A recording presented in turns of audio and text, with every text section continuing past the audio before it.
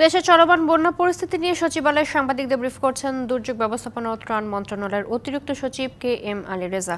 আমরা যুক্ত হচ্ছি সেখানে। আমার সহকর্মী নাজমুল বলবেন।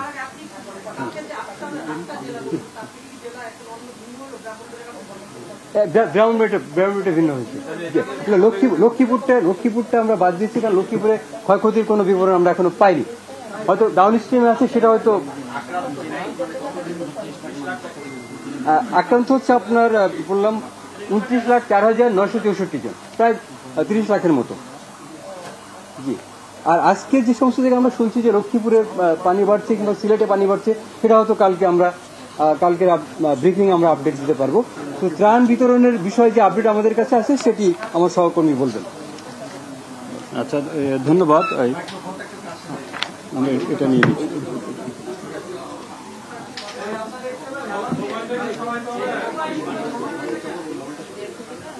আমরা যে তথ্যগুলি পড়ছি সেগুলি প্রিন্ট আকারে আপনাদেরকে দিয়ে দেওয়া হবে এই সংবাদ সম্মেলনের পরেই।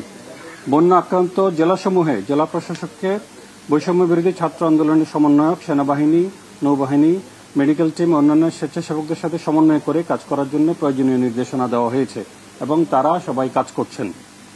এবং আমাদের দুর্যোগ ব্যবস্থাপনা ত্রাণ মন্ত্রণালয়ে সার্বক্ষণিক কন্ট্রোল রুম খোলা হয়েছে এবং তথ্য এবং সহযোগিতার জন্য আপনারা এখানেও যোগাযোগ করতে পারবেন, যেটা টিভিতে স্ক্রলে দেওয়া হচ্ছে। আর সব জেলাতেই নিয়মিতভাবে পর্যাপ্ত ত্রাণ সামগ্রী দেওয়া আছে।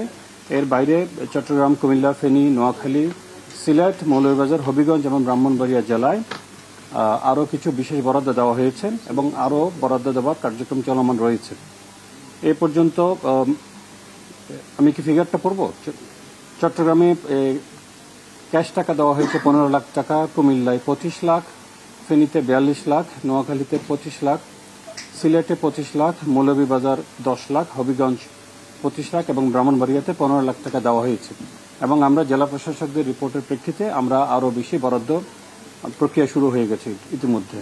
পর্যাপ্ত পরিমাণ চাল এবং শুকনো এবং অন্যান্য খাবারের বরাদ্দ দেওয়া হয়েছে।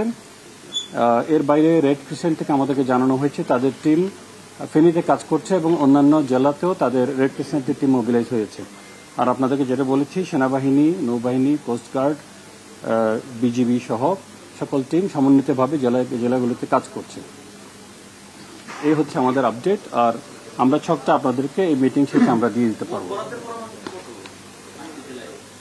এই কয়টি জেলায় মোট বরাদ্দের পরিমাণ হচ্ছে